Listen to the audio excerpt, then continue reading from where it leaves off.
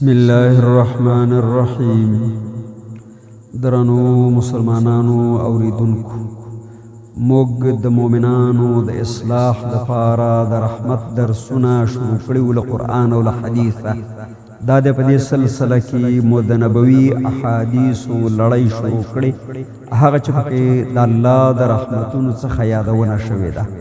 موږ ټول د الله د رحمتونو محتاج یو. که موږ را سره په دنیا کې د مؤمنانو سره د رحم معامله وکړو، نو الله به موږ وبخي او موږ باندې به ورحمېږي.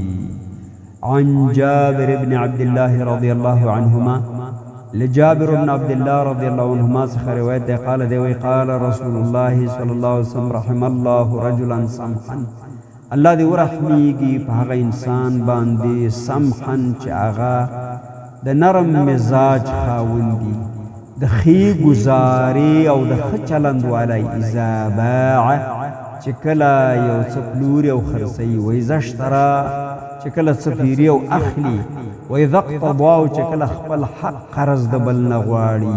او دا درې واړه کارونه په نرمۍ سره او په رحم سره سرته ورسوي، نو الله دې په ده باندې رحم وکړي.